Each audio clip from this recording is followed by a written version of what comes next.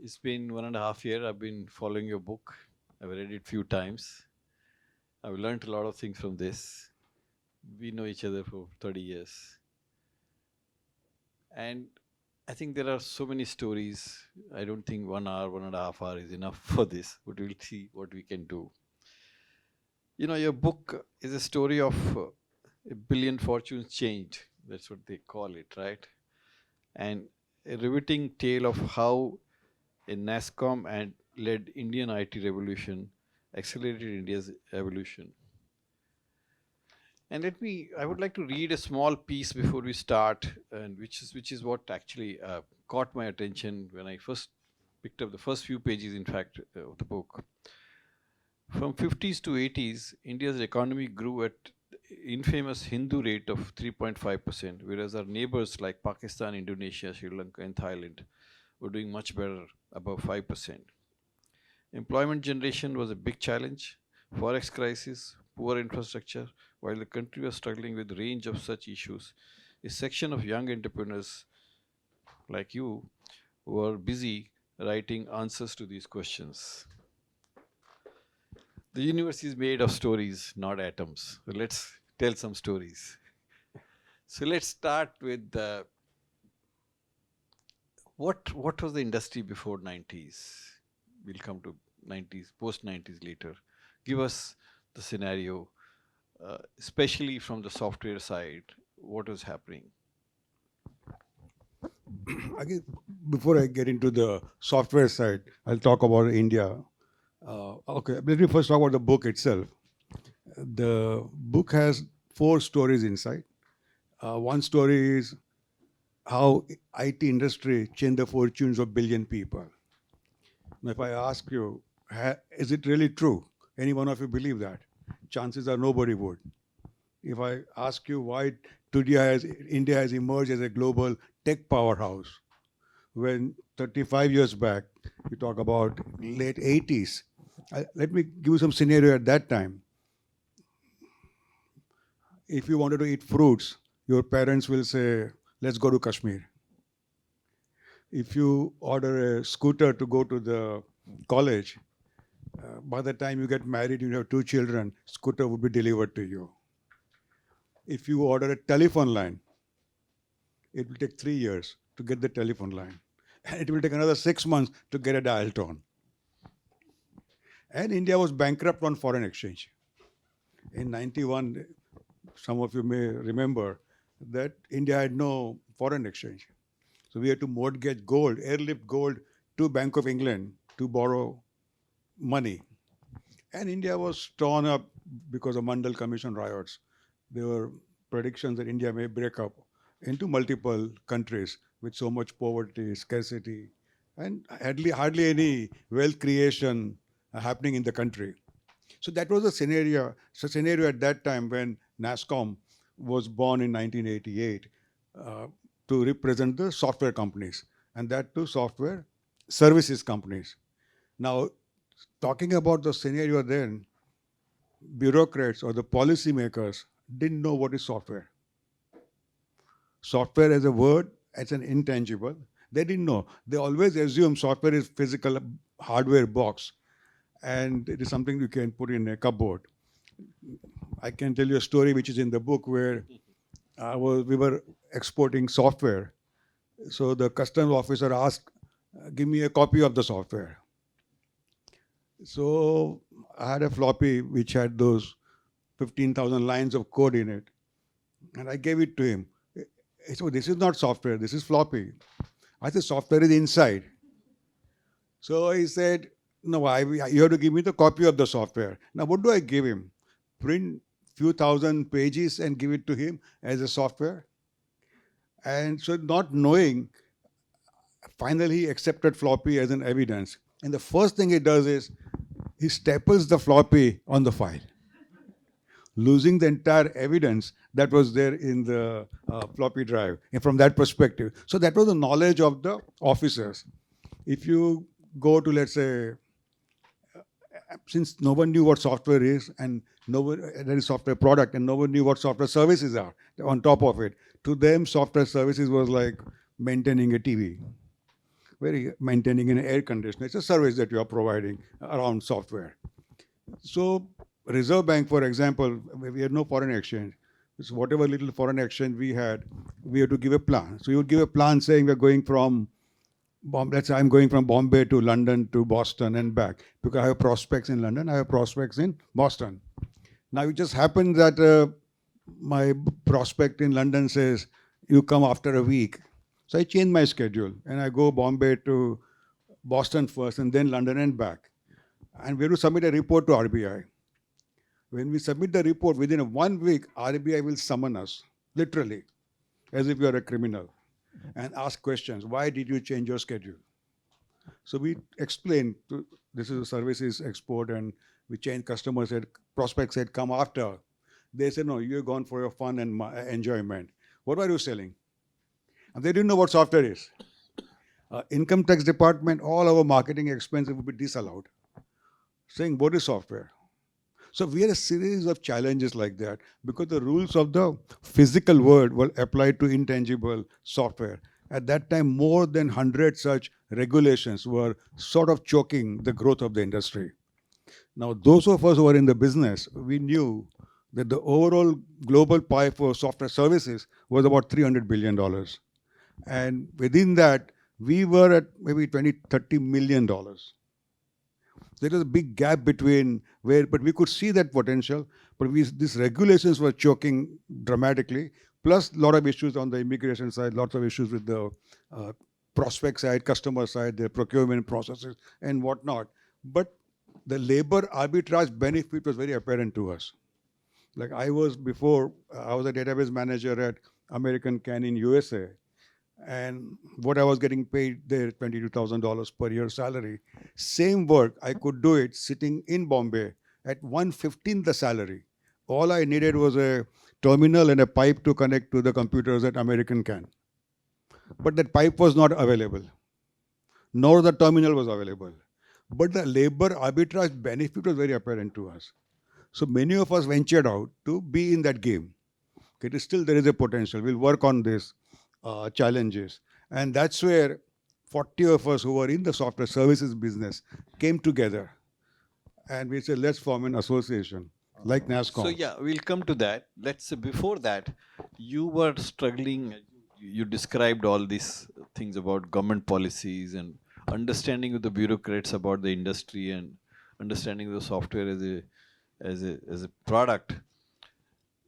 How did you manage? There is a chapter in your book called Vittal Vittal, on Mr. N. Vittal, about Mr. N. Vittal, where you have, I know I met Mr. Vittal many times. I know he was a very funny man. He could be very funny many times. And you've written some stories about your interaction with him, which I completely can imagine that he's capable of saying all those things. How did you manage? Because the fact is that you have gone through so many difficulties, but you managed to bring those people around ultimately and support you over a period of time. And in your book, what I appreciated, you have never complained about anything. You only described what happened, but you didn't criticize the government system. But you have been managed to bring them around. So what was that journey? Which is I will say is a post 90s journey. So when I returned from USA in the late 70s, I met one Dr. Sharu Rangnekar. Some of you may know his name.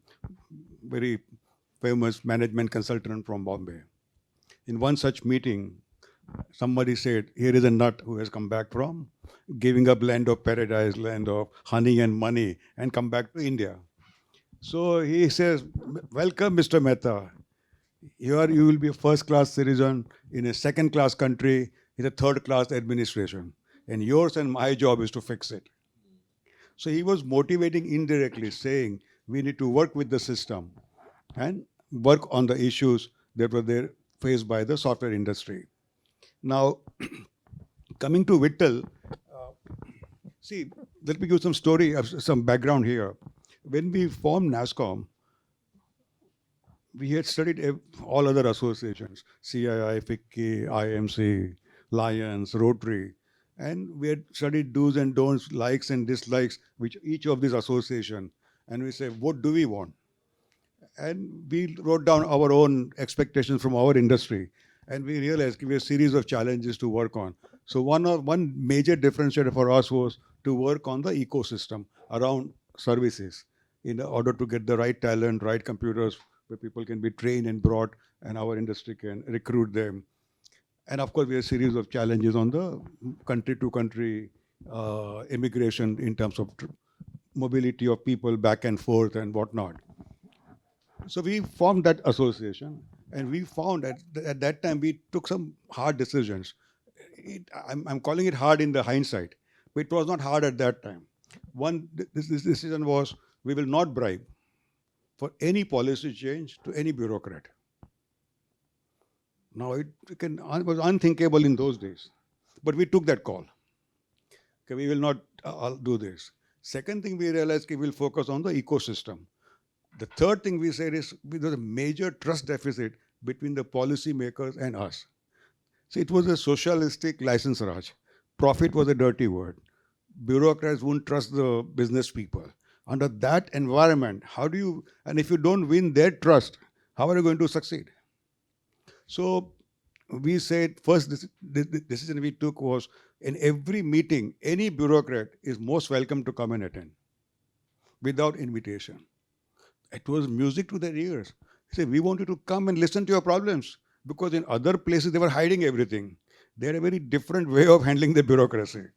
It's like one of industrialist from another competing association. He said, अरे हरीश आपको कौन हैरान कर रहा है आपके industry को, हम वो ऑफिसर को ट्रांसफर करा देंगे. So it's a very different way of working in those days with the bureaucracy, and we were different. We said, no, we don't want to do all that. We want to build trust. And that's how we would work with them and go ahead with changing the policies. So first step was allowing them to come in. So when Vittal came in, we wanted income tax benefit to be given to software industry, because it was given to all the industries, but they didn't believe software services is a business who can be given the income tax benefit. So we worked hard with Mr. Vittal saying we need this benefit. So after a month or two, he came back and he said, okay, at that time, Mr. Bimal Jalan was the finance secretary. No, but I think before that, you have to tell them, Mr. Vittal asked you when you gave him some projections. Yeah, okay. Yeah. So that time, when we first met Mr. Vittal and talked about the vision of our industry, and we said we were at $52 million or whatever, and we can do $1 billion. You know what Mr. Vittal said? Young people, do you know how many zeros are in a billion? And today, that industry, which people were doubting even $1 billion, we are today at $250 billion. And looking at it, $350 billion going forward for the industry. Now, so Mr. Vittal came back saying, Bimal Jalan has agreed to give you the software export benefit, subject to you do $400 million exports by the end of the year. We were at that time 152 in the beginning of the year. Now, software project business is more like, frankly, pregnancy. It takes 6 months to negotiate with the customer, get the RFQ accepted. You put your team together, develop and accept. So it takes 2 to 3 years before such plans get into the play. So we studied the numbers and we realized we can't do it. So at that time, I was chairing NASSCOM. I went back to Mr. Vittal and said, Vittal sir, not possible, not doable. He said, you don't want the benefit. No, I said, we want the benefit, but we don't want the benefit by misleading you, cheating you. He said, but here is MATE who has said they can do it. Here is Export Promotion Council. They said they can do it. Why you can't do it? Now, when we formed NASSCOM, one smart thing we did was we will have 80% of the top line of the industry would be represented by us. Otherwise, we will not start NASSCOM. So at that time, TCS or Tata Group had 60% top line. And Mr. Kohli at that time, he refused to join NASSCOM. Because he said we should continue working with the MATE and whatnot. And we were at 30% of the top line. We would be in a local association, no national impact. So we were very clear, we will not start NASSCOM till Mr. Kohli says yes.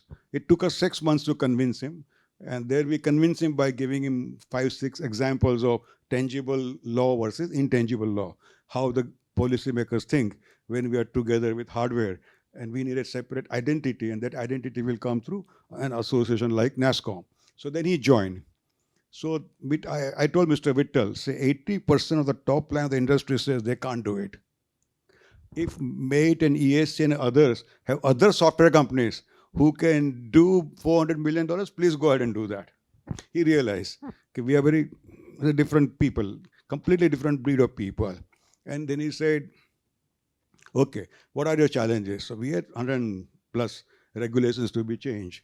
He said, give me 3 to work on it. And this was ours was a pre-plan. I said, Vittal Saab, we will not give you any. We only want one commitment from you. He said, what? I said, you will consult us for any change you make anywhere where the word software is. He says, we'll consult you, but not accept your recommendation. We said, yes. You just listen to our story, that's all. Still, some bureaucrats argued, say, why should we listen to the business people? He said, but sovereign right of deciding the final policy is yours. It is nothing to do with they're not asking you to take away that right. You have a right to make that policy. Just listen to them. Anyway, you don't know what software is and all the challenges are. You will learn from that. And he accepted that. And that was a change, was a game changer for the industry. Because now anywhere, because that was a nodal agency, anywhere in the entire bureaucracy of 35 departments of government, word software change comes in, has to be approved by DOE at that time. So we knew we had a central point through which we can influence that. And then, of course, he started making changes one by one, and as we say, the rest is history. And Vittal became such a friendly person with us. He just loved us. So in our meetings like this, he would tell that, you know what NASSCOM stands for? N stands for nuts, A for asshole, the next S is screwball, next S is stupid, M is C is crooked, O is oddball, M is mad, and I am a leader of this group. Can you believe it? So to us, he was God, actually, and now he is with us. So the co-creating the future for India, we laid that foundation with the bureaucracy, with Mr. Vittal. Yeah, I think. Do you think that is what actually helped the industry to move to the next level thereafter? Because when we say IT revolution, what is that IT revolution? Which is when you call it IT revolution, what is that? Because yes, government slowly fell in line, but really, what happened which created the industry? But okay, before that, let me tell you why I call it IT revolution. Go back 30, 35 years. I explained one scenario of where India was. Where is India today? From the industry perspective, industry is earning $250 billion of foreign exchange, of turnover. I think $175 is the $1 billion is the foreign exchange, which is larger than the Saudi Arabia. But the difference is in Saudi Arabia, the money goes in one account, while in our industry, through hundreds of companies, goes in the millions of accounts, and which we don't see. Our population is 1.4 billion.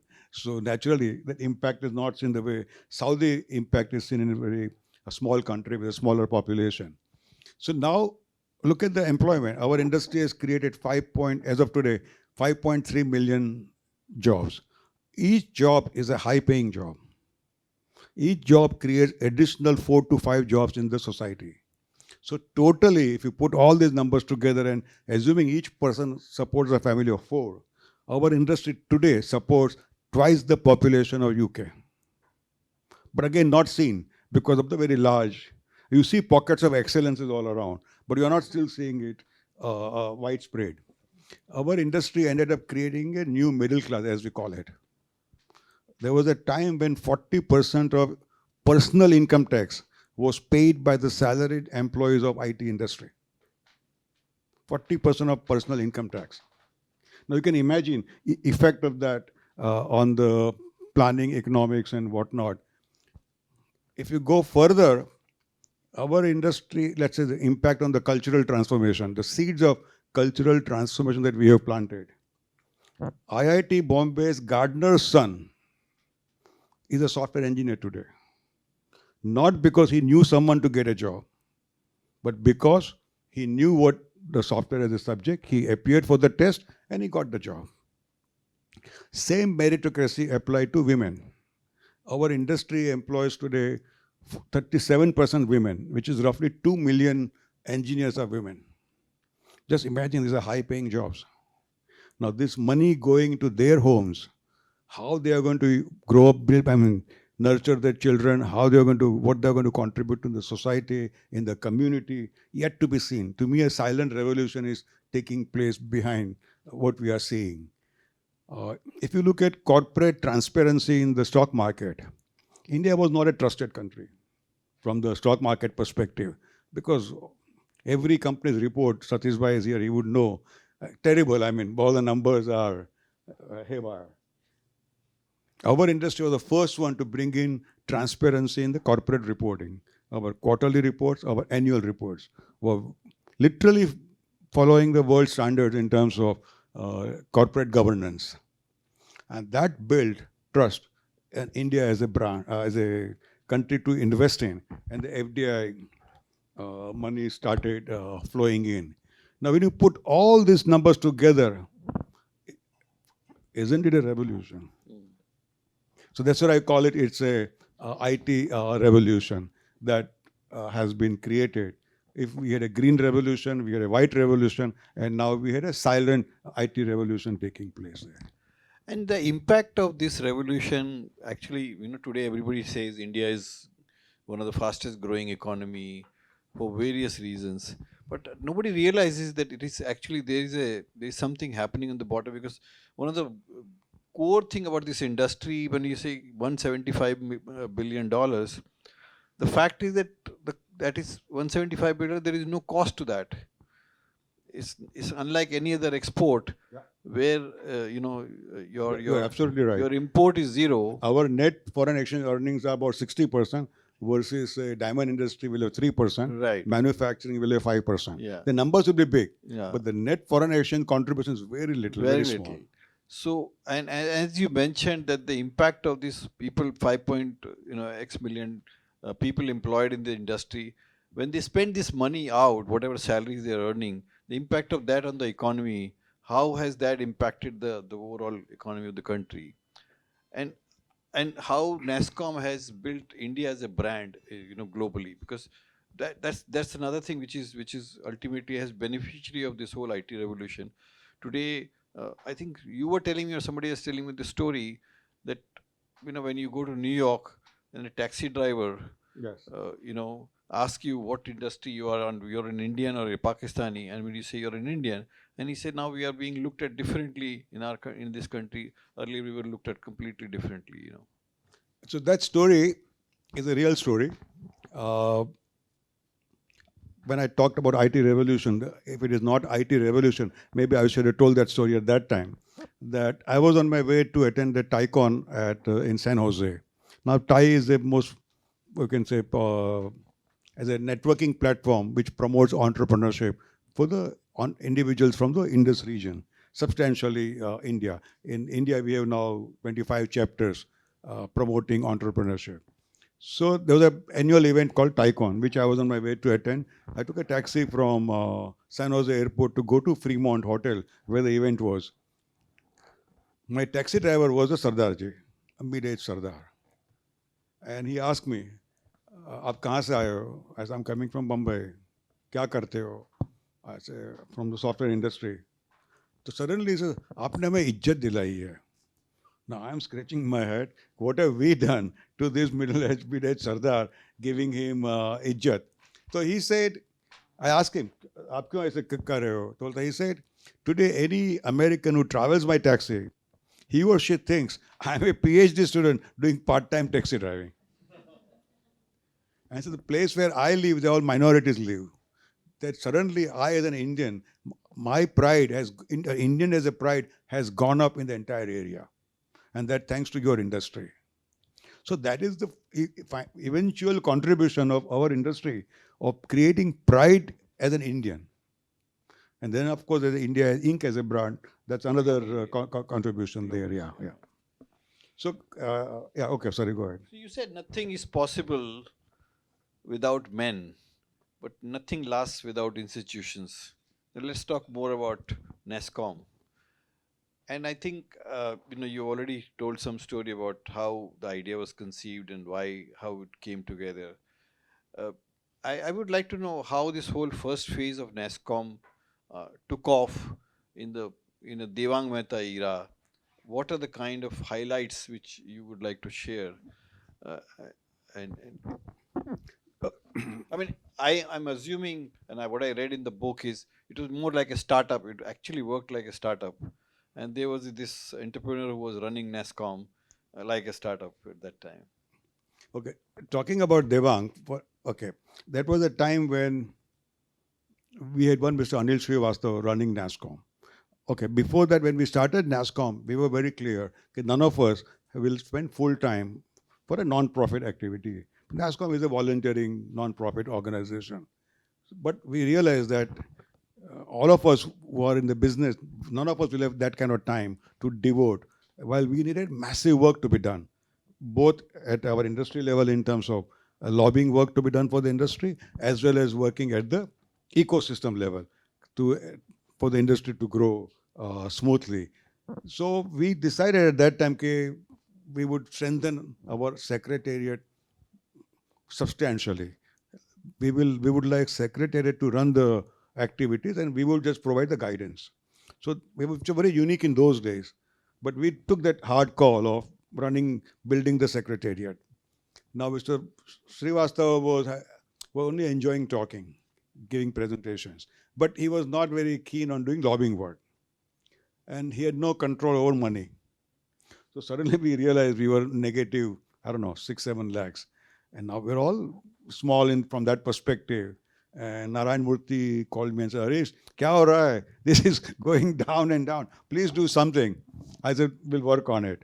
So then I asked Anil that give me the budget. So it will be work around the budget and control those parameters. He sends me an article saying startups don't have budgets. There has to be a cash burn, and you have to plan for that burn.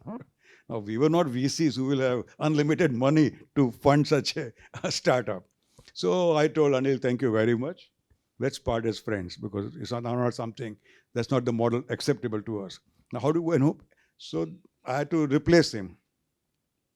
Now, I met Devang before that, or around that time, but someone had written an article about software exports in Economic Times.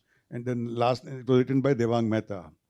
So I said, who is this Devang Mehta? So I assumed that he must be Gujarati, being the same last name. But then he was not from anywhere, he was from Delhi. So he cannot be a Gujarati. But anyway, I looked him up, met him, and realized he is a Gujarati. He likes pani puri, I like pani puri, he likes chaat. So we had a common interest of eating South Indian food and all that stuff, and became sort of friends. So in one such meeting, like sitting like across table, he was reading the newspaper and there were tears in his eyes. I said, Devang, why are you crying? Then he said, in Gujarati, he tells me, Apro desh kyare sudharse? Means, when will my country change? There's a corruption issue which he was reading about it. I could see his passion to help or change India from that perspective. So I thought of Devang. Can Devang, of course, before that we looked around, we had recruitment agency trying to find the person. We were not successful. Who would join a very startup like a NASSCOM, where they don't know 3 years it will survive or not survive, and spoil their career? Then I thought of Devang. I said, he's a polite. He was chartered accountant. He knew graphics. He didn't know our industry, but he was an EDP manager at a company called Orissa Cement in Delhi. I said, he is probably we can reskill him, retrain him, and take risk on him. And my council members, some of them knew Devang also. They also said, yeah, he would be a great choice. Why don't you go and talk to him? So I go and talk to Devang. I said, Devang, would you join NASSCOM? He started laughing. He said, you want me to join a non-profit which has just started? which may or may not, I have a family, and why would I join you? Then I explained to him, Devang, you're so passionate about India. You want to change India. Here is our vision for the industry. And here is a way you can contribute in changing India. Of course, at that time, we didn't have the vision that what we have delivered today. That time, as I was saying, our vision was not even $1 billion. So we were looking at certain boundaries around us, but stretching in every place to see that growth coming up. Then of course I said, "Log aate gaye, karwa banta gaya," and one generation after next generation came and took the industry a couple of notches up. We can talk about that a little later. So coming back to Devang, I said, Devang, so as I sold that vision to him. He said, give me a week. Then he called me back, says, okay, Harish, I'm ready to join NASSCOM, but can you pay my salary, which I'm getting paid at Orissa Cement? At least he was earning 15,000 rupees a month at that time with Orissa Cement. And he said, and now I go back to my, because in those days, Tarun Das, who was a CII head, was getting 5,000 rupees. And all other associations were paying 2,000 to 3,000 rupees, and they had a retired army officer by and large to run their associations. And here we are looking at it differently. So I asked my team, executive council, what do we do? He said, listen, we are known, our industry is built and will be built on paying for talent. So we should go out of the way to pay for the talent. And we will share expenses and whatnot. You go and negotiate with him the best you can. So I went, go back to him. I said, Devang, you know, we are just startup. We don't have the money. But can you come for 4 days a week at 10,000 rupees? And the 3 days you be a consultant, earn your 5,000. He started laughing. What kind of deal are you offering? I said, this is the best we can do. But as soon as the association becomes profitable, we start paying the market salary and whatnot. He accepted that. And then he joined. And after he joined, I don't think he even for a day, he has worked as a consultant somewhere else. Within 2 to 3 years, he made NASSCOM profitable. And I think in another 2 to 3 years, we started paying almost market salary to Devang. Now, he was an outstanding individual. To give you some examples of his contribution, in those days, when we used to go and meet a prospect in USA, I'm going back to late 80s, early 90s, they would look at us as a thief. Because in India, we don't believe in copyright, we believe in right to copy.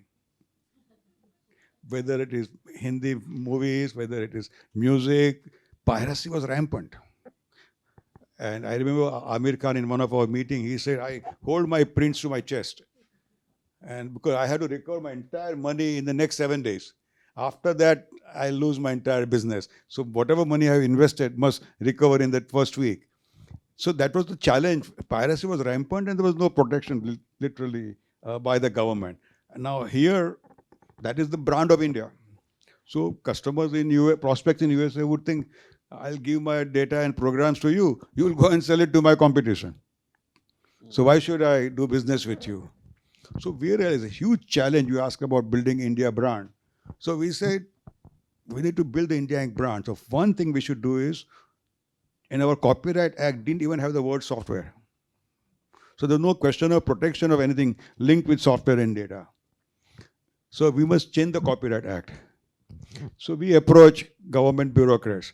One bureaucrat, first bureaucrat we met, he became minister later on. That's what my memory says.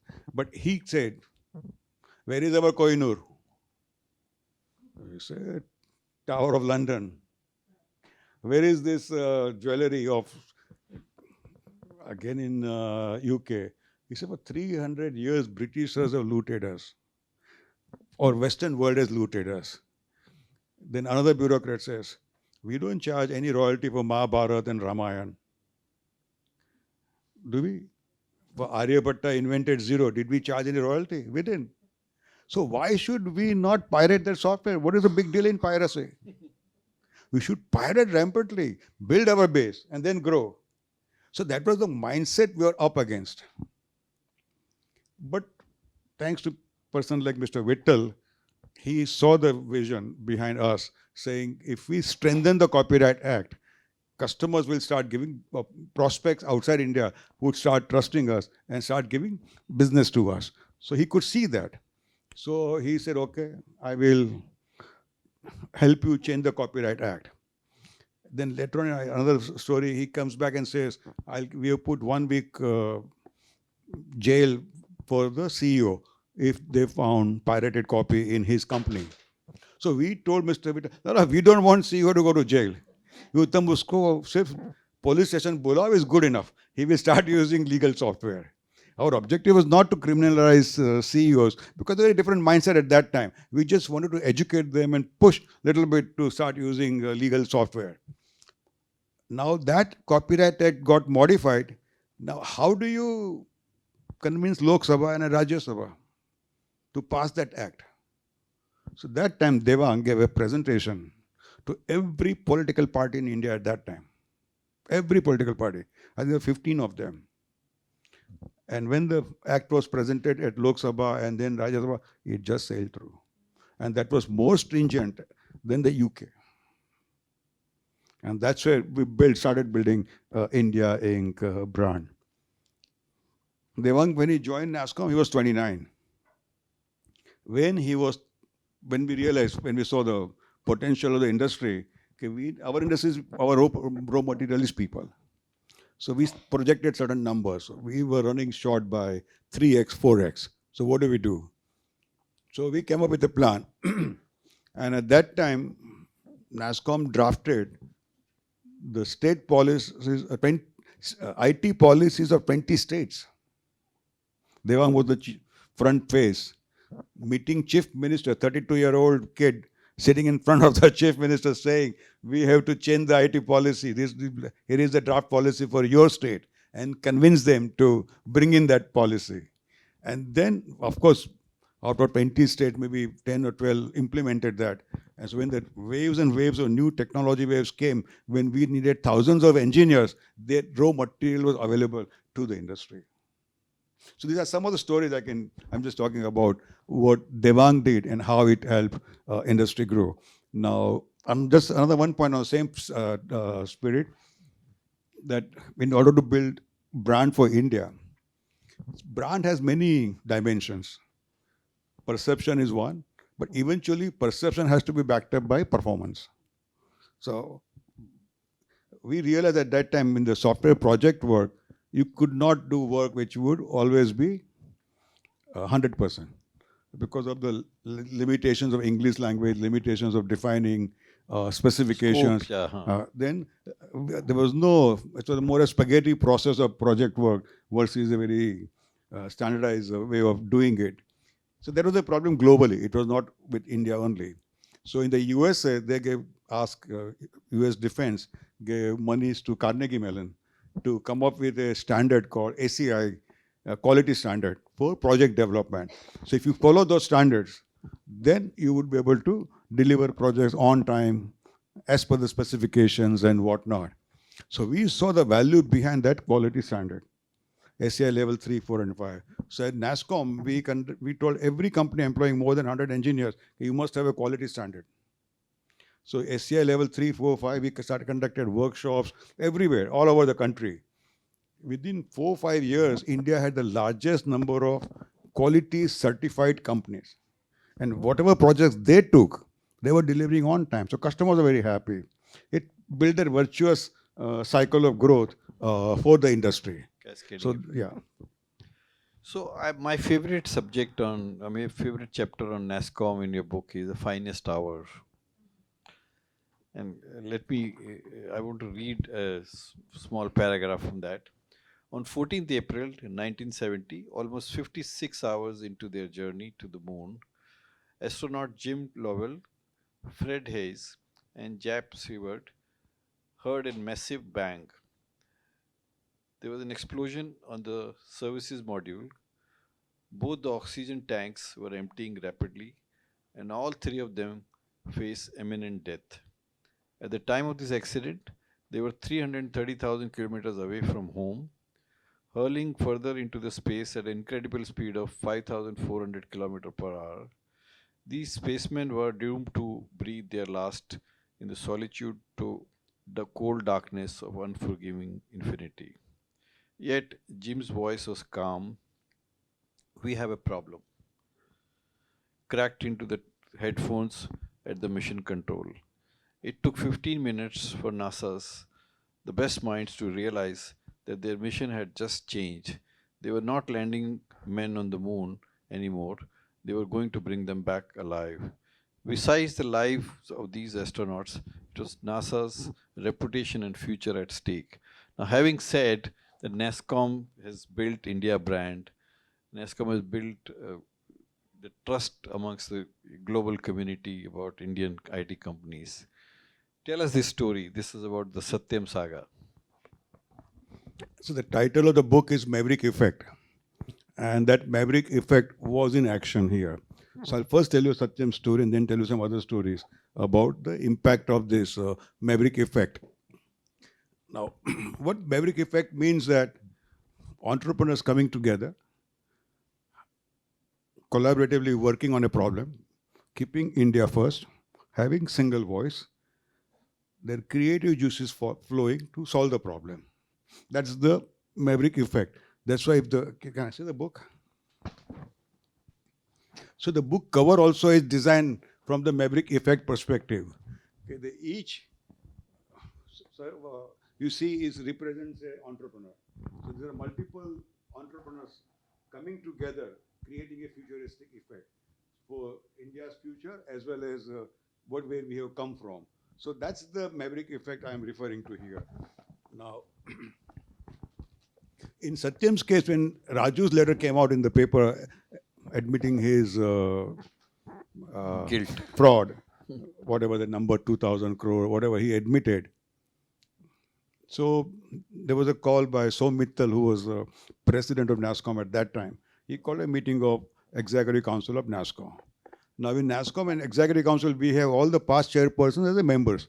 So I'm also a member from that perspective as a permanent member of the Executive Council.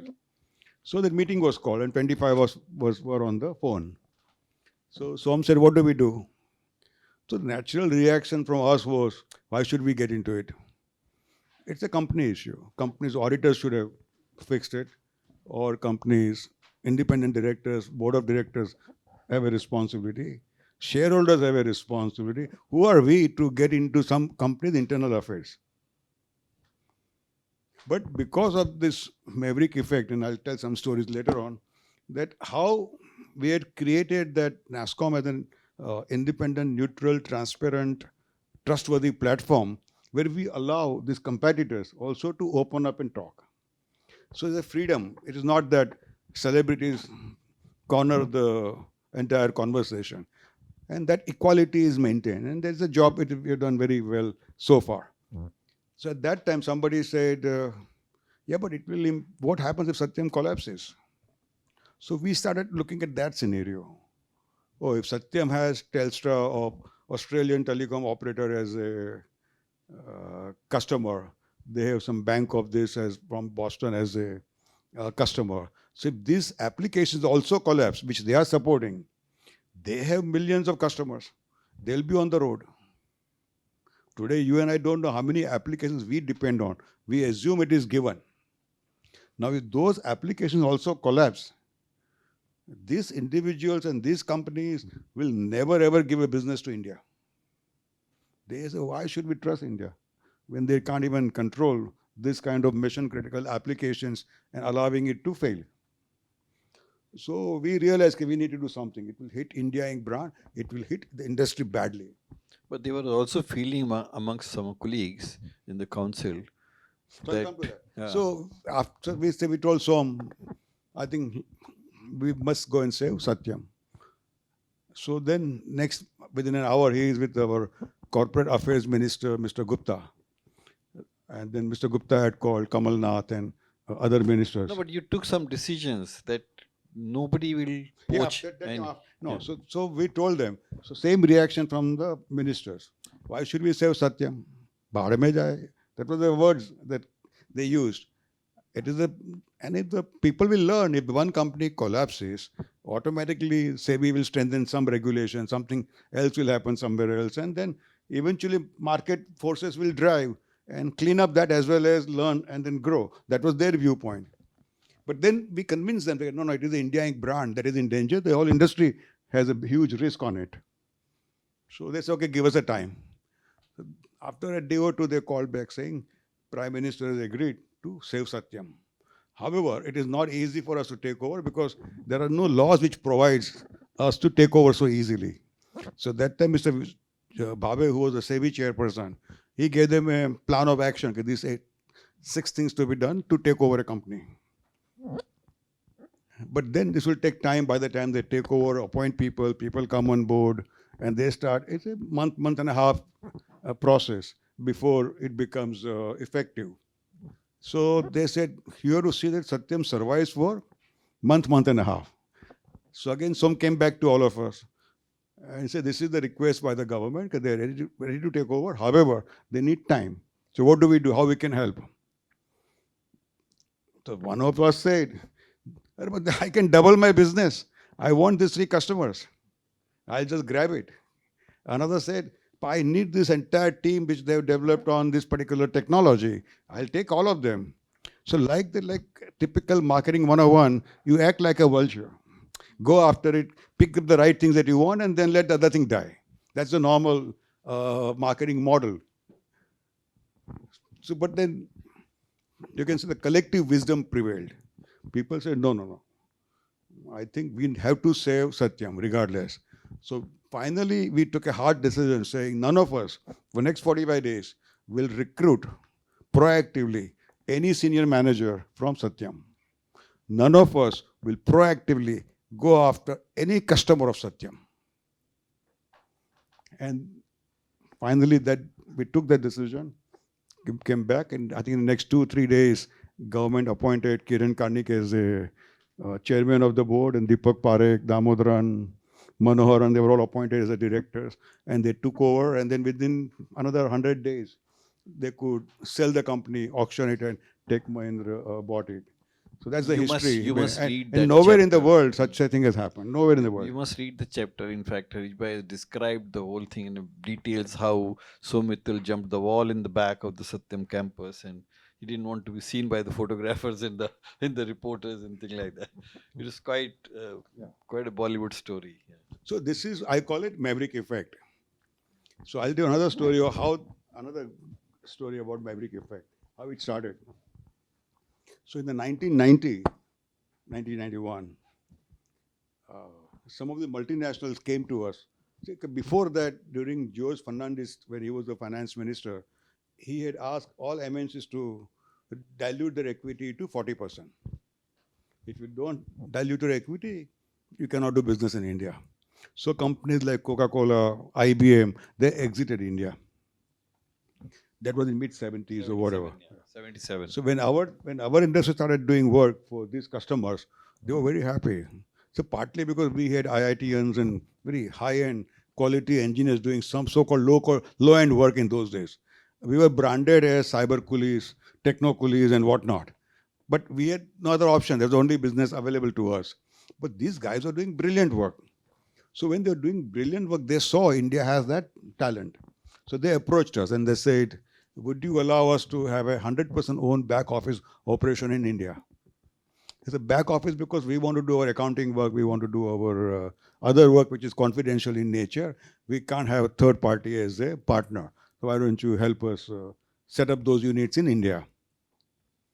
So in our meeting started conversation. I'm going back before multinationals came. And we started talking about it and we said, should we allow? Not allow. Now the natural reaction of any businessman is protection. There is already a government has given you a protection by not allowing them to come in. Why should we go out and allow them to come in? Some said, if you allow them to come in, they will take away our good people by paying double the salary, which is possible. The business we are doing with them, under the garb of back office, they would transfer to the back offices. So why should we allow them to come in? But we had that, collaborative spirit, which laid the foundation for NASSCOM going forward. This is 1990. Somebody said, but if you allow them to come in, we can change our quality processes. We can learn a lot from them because our quality processes are all homegrown. So if they come, we'll run their infrastructure practice, and overall we'll build a great brand of India. So all the 9 other segments which are there in that company would be accessible to us. Now they'll open it up hopefully to us. So there's a huge potential to grow that business. Still Mr. Kohli, Mr. Murthy, Mr. Azim Premji, Ashank, everybody, they were still reluctant to go ahead and say, allow them to come in. Now, I don't know who, but someone said at that point in time in the group, but will they develop human capital of India? Everyone said yes. So if they are going to develop human capital of India, who is us? Why are we saying no? And that was a time when in the USA, also the same debate was there, who is us? At that time it was IBM, Whirlpool, Motorola were on one side, and Sony, Panasonic, and those are Japanese companies on the other side. They had made major inroads in USA. So the big debate there also, who is us? They also wanted to control the products coming in from Japanese companies to USA. If you believe in free market, then you can't do that as such. So there was a big debate happening. So we started asking ourselves, who is us? And when this particular tagline of whoever develops human capital of India is us, came out of that discussion and debate. Even so, we all said we must go ahead and allow them to come in. So we went back to Ministry of Finance, gave them a proposal saying we recommend giving 100% ownership to MNCs to set up their back office operations in India. One of the officers says, "वापस देश को बेचने आ गए." They looked at us as this MNC is an East India company entering through back door and then eventually taking over the Indian industry. So there was a big fear in their mindset. So then another bureaucrat says, "आप किसके दलाल हो?" So now you get hit badly from all angles. But Manmohan Singh agreed. He saw the logic of what we were saying, why, what, and so forth. And for various, their own, I don't know what their logic and reasons were, they agreed to allow MNCs to come in. Now that single decision, today we have now 1,800 R&D centers in India. Most advanced work they do today, globally, compared to their parent company also. They employ 1.2 million engineers. They earn $40 billion of foreign exchange. And some of them have now become part of their corporate headquarters. In a sense, they're co-creating future for their parent companies. So the Fortune 500s, maybe let's say 30, 40 companies, co-future is now decided by the Indians from the R&D centers working for them. That single decision. And there was no cost to it. But it is fears, because that before going back to the Dr. Manmohan Singh, we asked everybody again, Kohli, Murthy, Azim, are you agreeable? And they all said yes. We don't mind competition in our backyard. We will learn. That courage to learn from competition was a very unique decision as an industry that we took. Or when there were two major conflicting thought processes in a group, to arrive at a composite solution, which keeping India first and having that long-term impact on the system, like ecosystem, has a huge value. So that's the maverick effect in action. Now, after Satyam's story and seeing the Indian industry success, China wanted to compete with India. They also say, we have missed this boat on tech services. Because low-end business, they didn't bother to get into it. They focused on the manufacturing side. So they appointed foresters as an agency to come up with a master plan to compete with India. John McCarthy told us, he was the CEO and the founder of that foresters, saying, he told the Chinese government, State Department who wanted this proposal, they said, you cannot compete with India till you create NASSCOM equivalent association on your side. So that was the impact of this maverick effect. And he said, I have not seen anywhere in the world IBM, Capgemini, Accenture, TCS, Wipro, Infosys, all Genpact sitting together across a table, solving industry problem, again keeping India first and all that. I have not seen anywhere in the world. So to compete with that industry, you need to compete with that business model, which is allowing it to grow. So that's the impact of that maverick effect, which I've been talking about. So Harish bhai, as I said, I read your book many times. And there are many things, and you only talk about NASSCOM because you're so passionate about NASSCOM all the time. And you've also written a lot of things about your personal journey in that, which you are hesitating to highlight in most of your conversations. So let me come back to your personal journey. First of all, why did you write this book? Is it for NASSCOM or for your own story? Natasha is there to tell you why I wrote that book. You want to talk or? At home, I always talk about what our industry has done. I believe very strongly in IT industry changing India, NASSCOM changing IT industry, and the uniqueness of NASSCOM. So she asked me, I'm going back 5 years, Dad, you are saying all this, but why no one else is talking about it? Yeah. You are the only one saying it. Mm. We looked around, there was not a single document talking about what has happened. So that's time I decided to, for example, I bought all the books of every bureaucrat, politician, RBI governor, Montek's book, everybody's books. First thing I did was look at the index. Is there a word NASSCOM? No. Is there a word technology? Maybe a few places here and there. So that means all these senior people had no idea what was happening underneath your article, underneath this, what is happening. By the way, he's a scientist, great in Dr. Joshi here in front of us, brilliant individual, successful entrepreneur. Very happy to have you here. And just to, our industry gave 30% compounded growth over 30 years. And you talked about brain. Our brain is 2 million years old, he was saying other day. And ours is a linear brain. We cannot conceptualize compounding growth. And that's what our industry has delivered here. So coming back, where were we? Sorry. I said, why have you? So that's where I've talked about writing the book. Nobody. So now there is an African proverb which says, if lions had historians, stories of hunting would not have glorified the hunters. So if no one has written about it, I can't pass the buck on anybody. I'll take the ownership of writing the book. And that's where the idea of writing the book came in. And then there were 4 stories in it. The first story is that, and I put my stake on the ground. These are my views. That IT industry changed India. And I gave some statistics. I also had a SP Jain economics group doing the entire research to back up this data so that people can challenge, but then they challenge the economists versus my personal views. Similarly, NASSCOM changing the IT industry. How many of you would even believe that?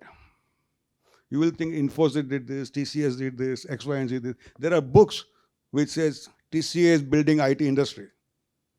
When you open that book and read, there's nothing about IT industry, it's only about TCS. Now, one Infosys sales manager from Germany came and he took 5 books, took my autograph. I said, why are you taking these 5 books to Germany? He says, my customer is Siemens, TCS customer is Siemens, but they tell the Siemens that they built IT industry. I want to go and tell them NASSCOM built IT industry. Because of the story of NASSCOM changing 150 regulations, let's say 20 state policies, IT policies, whether building India, but there are lots of contributions as the industry has made. Without that, I don't think these companies would have grown. This company, just like CII, FICCI, 2 or 3 companies would have done some small business. Industry would be maybe 1/50th of where it is today. But there are more interesting stories which you like. I can see all your passion has come from. It all started in 70s when you went to America and you decided to come back to India, and you wanted to come back to India because you want to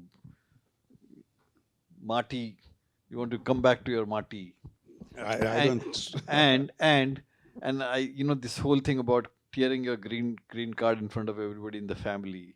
and also doing something in India which ethically and as per law. So let's talk about that. I won't talk much about myself. Maybe Natasha can tell some stories. No, But I tell you I what I think those can, are what I've very written in the book. inspiring story, and I want to come to your, some of the lessons from Jainism also, which I think are very relevant to whatever journey you've gone through. See, Natasha was the CEO of the project. So they questioned me so many things. And I don't remember, frankly, 35. I have a habit of writing a personal notes. So that helped me construct the entire story. That is one part of it. But beyond that, it's all connecting dots in some ways. So that is what those pieces are. And they're interesting pieces. So I'll tell you some of them. So one was, frankly, there was no such heavy stuff on me saying that मैं मिट्टी के पास जा रहा हूँ and whatnot. It was very simple decision in our mind. Okay, we want to go back and stay with our family. We tried our best to Americanize. We were getting fantastic money. We were, in some sense, from others' perspective, well integrated into the American society. But somehow we didn't feel we were part of it. We always felt maybe our skin, or I don't know, whatever it may be. We culturally we are so different. So we decided to go back to India. That's all. I'm as simple as that. And then once I decided to come back, then I said, listen, from the US, everybody said, you'll be back in 3 months. From the land of paradise, honey, money, why would you give up? You'll be back in 3 months. You have such a great job. My wife, she had a great job. When we came here, everyone said, why have you come? Not as except 2 or 3 people, nobody welcomed us. So that was the scenario. At that time, I wanted to do business. There are a couple of stories about it. And I met my cousin and he said, Harish, please go back. You are a straightforward person. You cannot succeed in India. I said, why? He said, here you do not know your competitor, whichever business you do. वो customs चोरी करता है, income tax चोरी करता है, excise चोरी करता है. He said, when you do not know the input cost of your competitor, how are you going to compete? I know you're not going to do all that. It made sense to me. That's where I ended up entering the technology business, which was ahead of 10 years than what I had in my mind. But I had no other option because I knew that jump instruction cannot be bribed. So there, the technology hopefully would sell those solutions. I talked about Sharu Rangnekar. I talked about how he motivated me to stay back. Similarly, Mr. Kohli, I wasn't sure what next to do, so I appeared for a job at TCS. So Mr.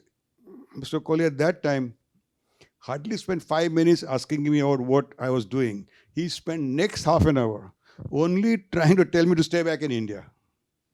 He said, it is your job to contribute to India. It is your job. As if, I said, who is he to tell me all this?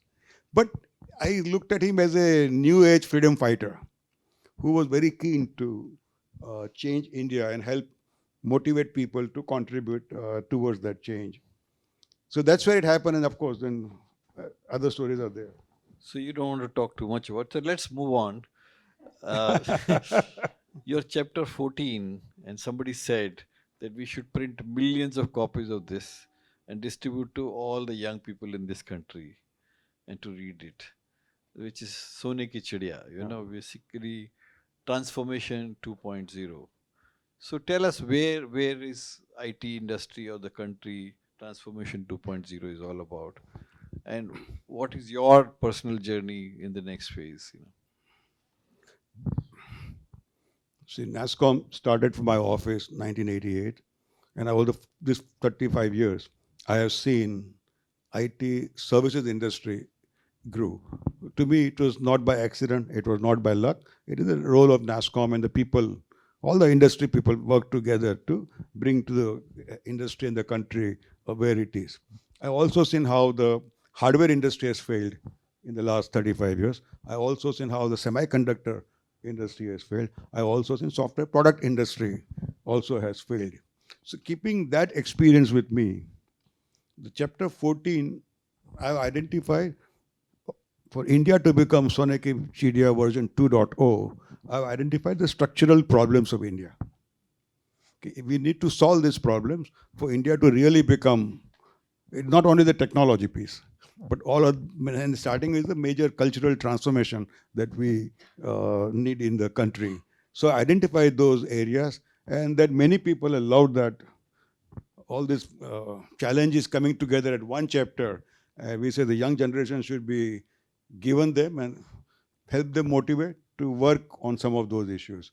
Just one example, one example I can give you is I've identified there's an evil excess in India of Lala, Neta, Danda, Judge, Jola, whatnot. If you see the politicians, bureaucrats, business people, police, judges, there's an evil axis. And my sense is India has been behind so much because of that. But that axis only decides for the benefit of few. It's an invisible bus, literally killing the millions' dreams and aspirations. So that has to be worked on. It's not good. It's not an easy job, but that has to be worked on as a challenge in front of us. Similarly, I talked about like artificial intelligence, AI is coming in. I believe again that AI has a potential to eliminate humanity. At the same time, AI has the potential to eliminate poverty. AI will revolutionize every industry of India, has that potential. Has to be regulated, that's the different part of it. But that's the potential of that technology. And so as a industry, what we have done is we have talked about we need 200 million Indians to become AI savvy. That's one. Second is we have 20 million Indians who are working in the organized sector. Everyone to become AI savvy with the AI tools so they can do their job most effective. Even today I just read that Rajiv Chandrasekhar announced that 30 lakh bureaucrats would be trained in AI over the next 3 years. So that's the part of the 20 million Indians to be trained. And we would like to create 2 million Indian high-end AI developers. We want India to become a global hub for AI development. And we are moving in that direction. I don't think any other country can come closer to us. There are lots of plans are in place. Government, central government, many state governments, everybody is associated, everybody is now on that, we can say, bandwagon in some way to join and bring AI into the masses. So that's the future I see. But for those regulations, we need, in the what I said, my second area I identified as a problem, okay, we need proactive consultative policy making process. If we as citizens do not get involved in the proactiveness of that process, these bureaucrats you cannot trust. They will come in with a very high end, somebody will misbehave and they'll attack everybody. All the innocents will be impacted. If you remember 5 years back, RBI came out with a fatwa on crypto, and overnight, all crypto entrepreneurs became criminals. You cannot let that happen. You cannot kill the spirit of entrepreneurship by having these regulations. So we need to be proactively involved with the government in the policy making process. And the great example is the DPDP bill which came out, Data Protection Bill for Privacy. Government consulted 100 organizations. They came up with 3 revisions. Twice it came to the parliament and they went back. And they kept on improving. And now it has come a reasonably good stage. So that proactive, consultative policy making process is what I'm advocating in every sector. Because every sector is going through a major change. And if you don't proactively participate, you will see what happened to crypto. Like that, there are many such challenges. And finally, I'm ending by saying that we need to create million technopreneurs in the country and whatnot. Yeah. So thank you, Harish Bhai. Though you didn't talk much about your personal journey, I've done a podcast with Harish Bhai, Leaders and Innovators, where actually we have talked more about his personal journey. So you can listen to that, and you'll hear more about things which some of the lessons on Jainism and various other things which you have discussed. Thank you very much for your Thank you. time, and it was lovely. And I think when I come with the questions, but you take away all the questions out of your passion, and you just preempt a lot of things. Thank you. I'll be happy to answer questions from the audience. Yeah. Please feel free. Yeah. Yeah. So, Rishi, thank you. It was very, very inspiring to hear your story. Take the mic. Oh, okay, sorry. Yeah, so Harishi, thank you so much, for kind of sharing these invaluable insights with us. So I think, as you rightly said, today there are a lot of small industries which are on this new path of creating systems. Like, for example, I am right now working on real world asset tokenization, which is linked to crypto, but not in the sense of profiteering, but actually bringing actual assets and making it advantageous for blockchain, right? So I have started a movement of kind of, so there are like, for example, 7 8 companies in India also today who are trying to build solutions around real world asset tokenization, and all of us understand, and globally it's a huge movement already. People are saying it will become almost a 20 trillion dollar industry in next 5 years, right? So I would love to have, if you can give me 2 3 tips on, and I think we want to follow this NASSCOM journey. So for example, I have formed a kind of a combined entity called Token Collective. The idea is that let all of us come together, let us work with regulators, work with industry, create awareness on this. How is this new concept coming up? Because tokenization is something which is a very very new phenomenon for most of the Indians still. So if you can just give me 1 or 2 tips that I should be aware of. Simple tip would be going back to when we started NASSCOM. Right, right, All the entrepreneurs contributed at least 10% of their time right, at the peak of their career right, for non-profit right, and focus on building the ecosystem. right, So your energy, your enthusiasm, you have to grow your ecosystem exponentially. right. So you need to collect those 8, 10 people who will budget that time and without having personal agenda. Sure, sure. I'll tell you one story here about personal agenda that PMO took a delegation of pharma and IT industry to Russia to promote exports. Consider to promote exports.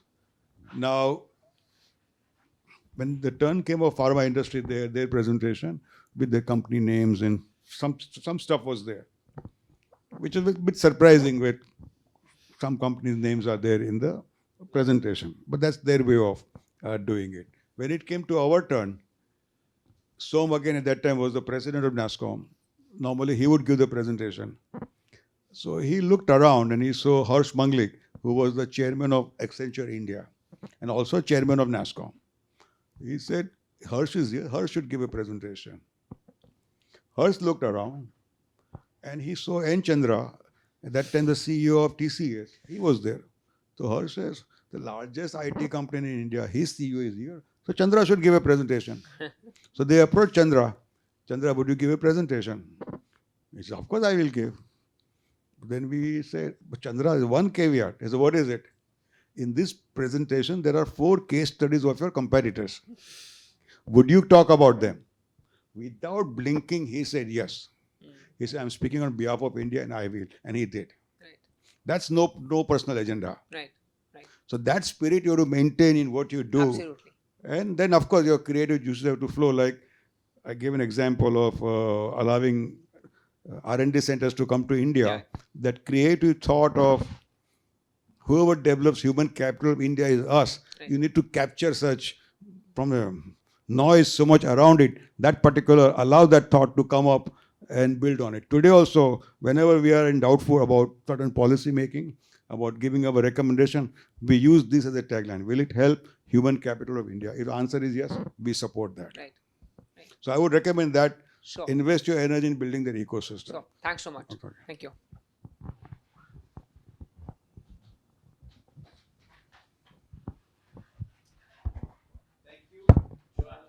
Sorry. Here. Brilliant talk, Harish bhai. I had a question, which is this divide between Bharat and India. Right? We talk about AI and 200 million people. We say maybe 15% of India has college education, and the rest of them are 12th standard and below. Right? How do you, as look at this future, which is so fast coming on us, and make it inclusive? What can NASSCOM or anyone else do about it? And why are we still lagging so much behind on some things like primary education and all of that when we have so much of potential ahead of us? Yeah, so that's again political. We are, as an industry, we're not involved into. Our education is so poor. Our health tech is again totally in a mess from that perspective. Our alternate energy. There are so many such challenges which we have going forward to fix and work on it. And a lot of work is happening right now. Positive work is happening. Our industry is substantially focused on the top 300 million people, English-speaking people, what you would call it India, because it's all English-driven global business, and so that's industry is focused from that perspective. However, if you see all the other work that is happening now, like DPI, that is Aadhaar to UPI to COVID, all those technologies, they are inclusive. And you have seen Jandan and many such combinations reaching the poorest of poor. And you will see many, many such tools coming up. Very soon you will see, even it's already available today called Basini, which you can download. Today you can go from any Indian language to any Indian language. It is 30 to 35% right now accurate.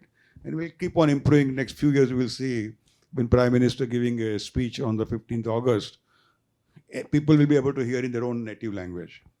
And that is not so far away. So there are a number of such moves are, I would say, as an industry, or if not industry, many good, I would say, foundations like XTEP and others have developed the frameworks for every department of the country, from judiciary to whatnot. Very similar to UPI, very similar to COVIN, and very similar to ONDC. So this digital public infrastructure is where we'll bring everybody, make them part inclusive in it. But, so technology-wise, we would do a great job, but again, all the other pieces, like we say the online voting software is available. So why can't we use for every Lok Sabha decision online voting? Every citizen should be given that right to vote instead of having all these middlemen in between doing it. But who will accept, how will we execute that? Technology piece is there now.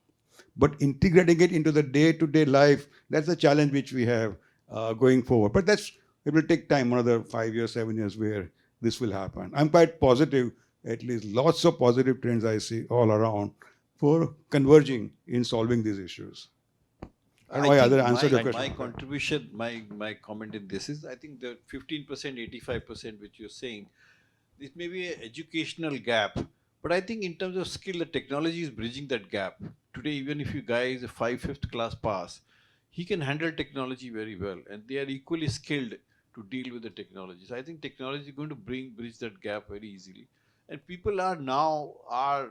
I think education gap is going to reduce very soon without the school certificate or college certificate, because the knowledge is coming from somewhere else, and technology is providing that knowledge to average Indian in many ways.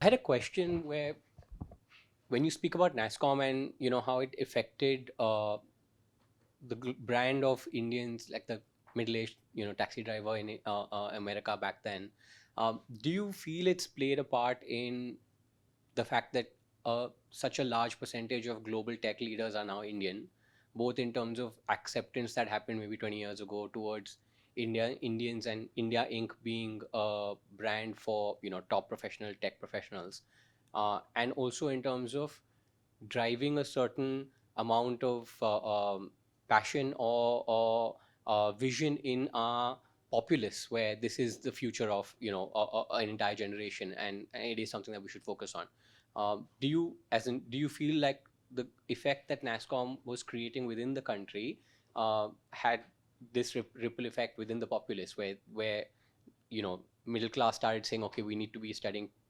technology and IT in order for that to be our future. Much like the taxi driver was saying, now I'm so much more prouder. Do you feel the middle class in India was also thinking that? Yeah. So what are the questions that just... One is, do you feel the effect of what you were doing had affected the local middle class here in terms of entering this space a lot more, Absolutely, yeah. and then how did it impact the fact that tech leaders globally are now largely Indians, and their acceptance in America as well, not just here, right? I mean, there is a Okay, I wouldn't say NASSCOM or we did it as such, but it's a symbiotic relationship in a sense that Indians who, like person like me who went abroad early, and out of my 40 friends, 39 settled down in USA. And they all contributed, they all successful. Right. And they may not have been reached the level of Satya Nadellas and so, but they all have contributed. They're very bright people. Like when we were asked one time by the government, okay, why not we tax the Indians going abroad? So we said, do you want brain drain or you want brain in drain? So if we don't have jobs, let them go. Don't stop them. So they were brains themselves, and it is the American culture which allowed them to grow. But yeah, of course, the relation in terms of overall momentum was created by our industry. If you see the H-1B visas, and if you look at all that, substantial number of Indians who have been successful in the last 10, 15 years have some linkage to the IT industry. So from that sense, yes, but also it is their own contribution. It is also the American culture that has made them successful. And they themselves are supporting us indirectly. Like we were using Bill Gates and Eric Smith of the world to support our industry. So it's a symbiotic, I would say, Right. relationship between each other. From Indian perspective, if you see, our industry has now given birth to 100,000 startups. How would that startup would have taken birth without the skill set? It was almost 6, 7 years back we identified 9 advanced skills where that time it was 4 million engineers to be reskilled. And many of them have left and joined startups and all that happening. So it's very difficult to say we in front, but we will just keep doing some good work. We hope that there'll be ripple effects all over and we will learn from them and we'll again grow based on that. Thank you very much.